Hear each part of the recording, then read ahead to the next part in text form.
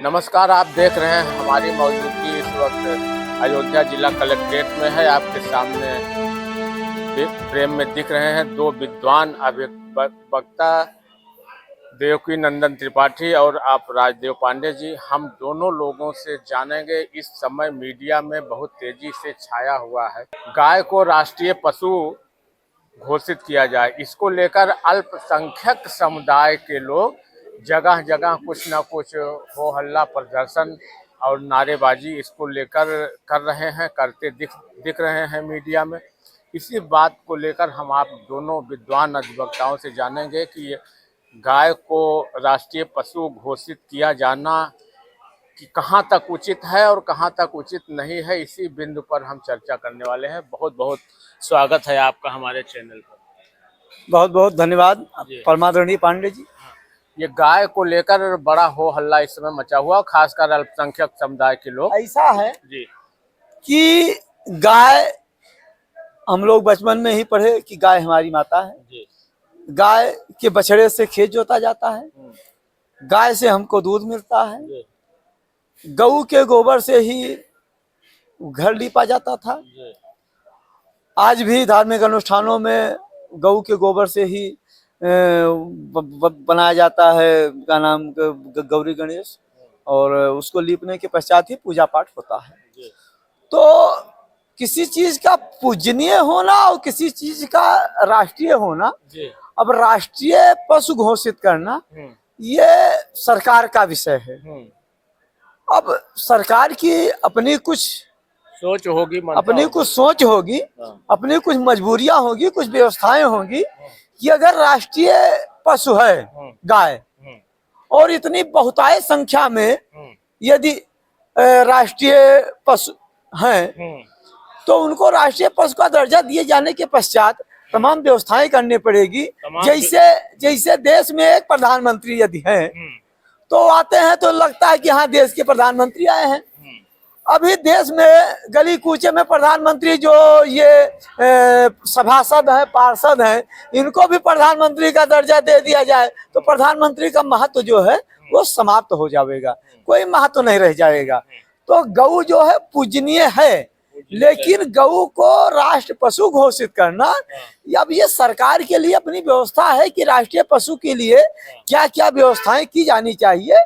अब जैसे कि गाय है, अब किसी के खेत में घुस गई, खाने लगी, अब उसको एक डंडा अगर मार दिया तो राष्ट्रीय पशु को मार दिया तो राष्ट्रद्रोह लग सकता है उसके खिलाफ। आंदोलन करने वाले लोग हैं ये मतलब क्या अशिक्षित हैं? इनको इन सब चीजों पे विचार नहीं देखिए, हम ना उनको शिक्षित कहेंगे ना शिक्षित कहेंगे। मैंने पहले ही कहा कि गाय जो है पूजनीय है, सम्मान योग्य है, लेकिन राष्ट्रीय पशु का दर्जा दिए जाने के पश्चात जो व्यवस्थाएं आएंगी तो उसमें तमाम विसंगतियां तब पैदा होंगी कि अभी जैसे पानी बरसने लगे और गौ माता जो है वृद्ध है, गोबर में पड़ी हुई है, अभी यदि उन्हें राष्ट्र पशु का दर्जा प्राप्त है तो फिर उनका उसी प्रकार सम्मान होना चाहिए। अब कितने राष्ट्रीय ध्वज आएंगे, कितने गायें रोज मरती हैं, उनको सबको राष्ट्र ध्वज दिया जाना चाहिए, क्योंकि जब राष्ट्रीय पशु रहेंगे तो राष्ट्रीय सम्मान उनके साथ फिर उनको तोप की सलामी दी। पूजनीय है, गऊ जो है पूजनीय है, क्योंकि हमने जहां से भी लाभ पाया मैंने उसी की पूजा किया। पेड़ों से लाभ पाया, हमने पेड़ों की पूजा किया। हमने धरती से अन्न खाया, हमने धरती की पूजा किया। हमको हवा से ऑक्सीजन मिली, जीवन मिला, तो हमने वायु देवता की पूजा किया। हमको जहां से लाभ मिला, माता ने हमको जन्म दिया, हमने माता की पूजा किया, पिता ने हमको संरक्षण दिया, हमने पिता की पूजा किया। हमको जहां मिलता हम उसी की पूजा करते हैं। जो भी हमको कुछ देता है, सनातन धर्म एक ऐसा विलक्षण धर्म है, सनातन जो है समाज, कि ये सबका सम्मान करता है, सबकी पूजा करता है, सबको पूजनीय ही मानता है जहां से कुछ मिलता है, और इसका जो कोई ले भी लेता है उसको भी पूजनीय ही मानता है। ऐसा नहीं कि उनको बहुत कुछ, वो चाहे कितने भी गलत हो फिर भी उनको समाज ढंग से ही जवाब देना सनातन की जो है परंपरा रही है कि हम जवाब भी देंगे तो संस्कारिक ढंग से देंगे, उनको अच्छे ढंग से देंगे। इसी सब मामलों को लेके हमें लगता है कि सरकार या जी। शासन कुछ बोल हाँ, नहीं यही सब समस्या होगी कुछ बोल नहीं रहा है, कोई प्रतिक्रिया नहीं। कि आज इस प्रकार की सरकार है हमारे प्रदेश में और देश में, जो धर्म को मानने वाली है, हिंदू धर्म को मानने वाली है, लेकिन इस प्रकार की बातें आ रही हैं। लेकिन अब कुछ समस्याएं हैं जो हमारे ब्यूरोक्रेट्स हैं वो व्यवस्था देंगे। जब देंगे तो हमारे जो राजनेता हैं, हमारे जो परमादरणीय प्रधानमंत्री हैं, राष्ट्रपति हैं वगैरह, ये अपना व्यवस्था देंगे कि इनको राष्ट्रीय पशु घोषित किया जाए या ना घोषित किया जाए। तो चूंकि अब गऊ हैं, वो सम्मान योग्य है, पूजनीय है, लेकिन अब राष्ट्र पशु का दर्जा देने के पश्चात में तमाम समस्याएं, तमाम बिंदुओं पर विचार करना है। क्या कहेंगे त्रिपाठी जी इस मामले पर? देखिए पत्रकार साहब, आपको यहाँ पर विशेष ध्यान ये देना है कि गऊ तो पूजनीय है। अब इनको राष्ट्रीय दर्जा देना, वैसे हमारे समझ में आ रहा है जैसे शंकराचार्य जी हैं, वो भी देश के प्रमुख अंग हैं, और दूसरी तरफ चाहे सम्मानित राष्ट्रपति जी को ले लीजिए या सम्मानित प्रधानमंत्री जी को ले लीजिए, दोनों के कार्य क्षेत्र अलग अलग हैं, लेकिन दोनों के पद सर्वोपरि है। तो गऊ से पंचगव्य बनता है, ये अन्य किसी जानवर के दूध से नहीं बनता, गऊ के दूध से पंचगव्य बनता है, और गऊ से ही गौदान होता है। जो भी पूजा पाठ होते हैं गऊ के गोबर से होते हैं, और प्रमुख दान जो है गौदान माना जाता है, ये गऊ से होता है। ये पूजनीय है, और आज से नहीं, अनंत से, जब से सृष्टि चली है तब से गऊ पूजनीय है। चाहे वशिष्ठ जी के समय से ले लीजिए और चाहे जब से ले लीजिए, और ये पूजनीय है, पूजनीय रहेंगे। रही बात इनको राष्ट्रीय दर्जा देना, यदि राष्ट्रीय दर्जा दिया जाए तो वो कार्य क्षेत्र जो राष्ट्रीय दर्जा का होता है, क्या गऊ के लिए संपादित किया जा सकता है? अगर किया जा सकता है तो भाई हम तो पूर्ण सहमत हैं, और अगर नहीं किया जा सकता है तब इस पर विचार करने की आवश्यकता है।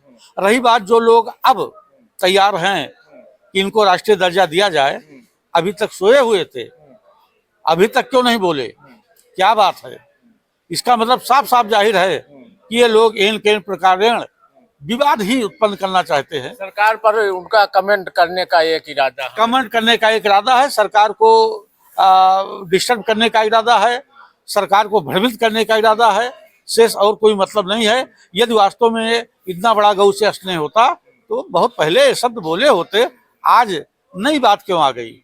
हमारे देश में गायों की संख्या इतनी अधिक है, जैसे अभी पांडे जी ने बताया, कि सारी व्यवस्थाओं को राष्ट्रीय पशु का दर्जा देने के बाद मैनेज करना, ये शायद सरकार के फिर बस में नहीं हो। ये संभव नहीं है कि मतलब राष्ट्रीय दर्जा अगर दिया जाए तो उस हिसाब से क्रियान्वयन उनका हो सके, ये संभव नहीं है। तो अगर ये संभव नहीं है तो फिर राष्ट्रीय दर्जा देने का मतलब क्या हुआ? कोई गाय कहीं पर मृत हुई तो उसको राष्ट्रीय ध्वज, अब वो तो भाई सम्मानित करना पड़ेगा। तो हर व्यक्ति कहाँ सम्मानित कर पाएगा? गांव में 20 हर घर में 1-2 गाय, 2 घर छोड़ दीजिए, फिर भी 1-2 गाय, हर गांव में 10-20 गाय हैं। पांडे जी ने अभी बताया कि किसी के खेत में गाय खा रही तो उसको एक डंडा वो फिर मार भी नहीं सकता। भाई वो अपना नुकसान देख रहा है तो जरूर कुछ कहेगा, मान लिया नहीं तो हट फट कुछ बोलेगा। तो अगर हट उसने बोल दिया और राष्ट्रीय दर्जा उसको मिला है, तभी तो अपमान हो गया, सम्मान कहाँ रह गया? जो इस वीडियो के माध्यम से ये मैसेज जाना चाहिए कि जो लोग ये मांग कर रहे हैं वो गाय के हितैषी नहीं है, या देश के हितैषी हैं कि नहीं? वो देश के हितैषी नहीं है, वो तो एक अपना षड्यंत्र रच रहे हैं। ये उनका षड्यंत्र है सरकार के खिलाफ, कि सरकार इसी में डूबे, इसी में परेशान हो। शेष उनकी मानसिकता ऐसी नहीं है कि गऊ को गाय माता को जो है राष्ट्रीय दर्जा दिया जाए। ऐसा होता तो बहुत पहले बोले होते। ये तो केवल सरकार को भ्रमित किया जा रहा है और लोगों को लड़ाने की कोशिश की जा रही है, मतलब सरकार को डोमिनेट करने की कोशिश की जा रही है, और कोई उनकी मंशा नहीं है। बहुत बहुत धन्यवाद। तो मित्रों, देखा आपने दोनों विद्वान अधिवक्ताओं ने इस मुद्दे पर कि गाय को पशु घोषित किया जाए, इस पर अपने अपने विचार बताएं और इन विचारों से आप कितना सहमत हैं आप कमेंट बॉक्स में कमेंट में जरूर बताइएगा। मिलेंगे नेक्स्ट वीडियो में नई अपडेट के साथ। वीडियो पसंद आएगी तो चैनल को सब्सक्राइब कर वीडियो को शेयर जरूर करिएगा। धन्यवाद।